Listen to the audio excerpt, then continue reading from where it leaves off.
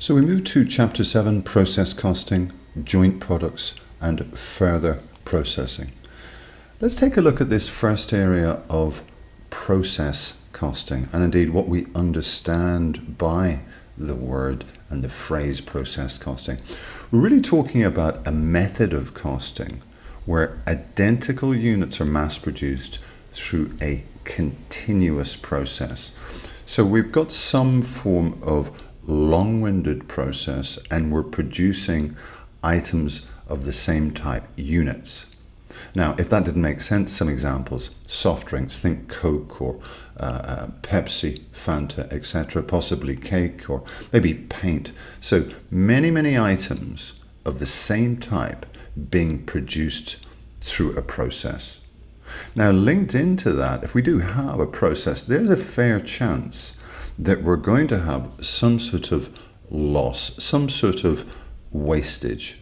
And some of it will be referred to as normal loss or really unavoidable wastage. We're perfectly fine with that. Bear in mind, this is a process. No process is absolutely 100% bulletproof or perfect. So we'll have normal loss. But we may also have abnormal loss. So obviously, that's the loss that we sort of don't want, maybe don't expect, and indeed it is higher than the normal loss. Now, linked into that, there's a chance that we may have an abnormal gain. So in that situation, obviously, it's a benefit, probably unexpected, fairly infrequent, but it can happen. Now, the key point within our questions, our OT questions, as you'll see if you've had a look at them, is the whole area of calculations. So the calculation of the normal loss, the abnormal gain. It's quite straightforward. I mean, if we have a process, then we're going to have inputs of some kind. Let's say, keep it simple, material, raw materials. Let's take off that, the normal loss, what we expect, to get to the expected output. And then let's compare that with the actual output. The difference clearly is going to be the abnormal loss or the abnormal gain. So this little calculation, it's logical, it's commonsensical. Make sure that you can understand it. This is going to be tested. The examiner likes this area, absolutely. Now, linked into this, joint and byproducts. Really what we're talking about here is, my apologies, is, where we're producing, let's say, multiple products from a process, then they're known as either joint products or possibly even byproducts. More of that in a moment. So again, we're still talking about a process, but we're talking about more than one product, more than one type of unit, as it were. Now, in terms of the costs of the inputs going in, we've got several options. We need to be able to establish if we've got unit A and unit B, or product A and product B, we need to be able to establish what costs to associate with the production in that particular scenario of that particular product. Now, perhaps we'll just use physical measurement, in other words, the number. So we've produced 100 of product A or unit A and 200 of product B. So let's apportion literally based on physical measurement, or indeed volume, if you will. What about an alternative option, market value? Well, what do these products or units sell for? Let's apportion the costs based on that. Well, the 100 units actually sells for 5,000. The 200 sells for 4,000. So let's apportion based on 5,000 plus 4,000.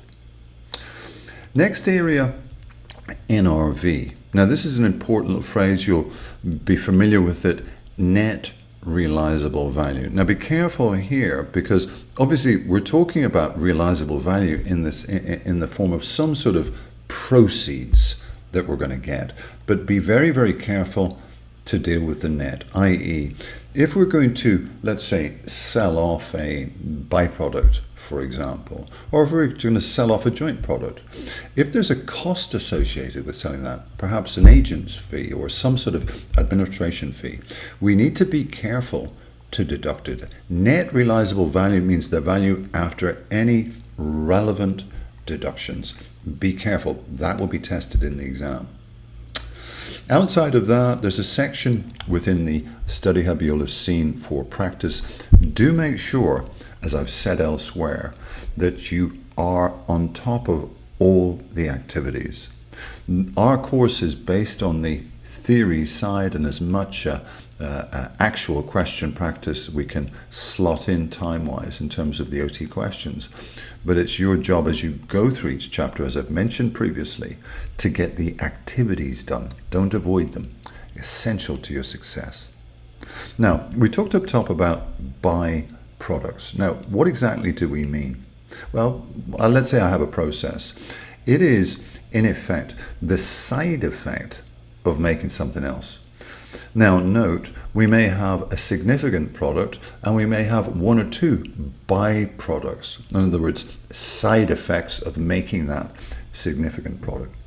You know, there may well be some further costs associated, but you know what? It may be useful. This byproduct, we may be able to sell it, maybe for not a lot, but still it's potential revenue. Some examples. Sawdust, these are just taken from the ACCA study hub. Sawdust can be used to create certain building materials or possibly straw. You know, straw can be used for animal bedding, feed, etc., etc.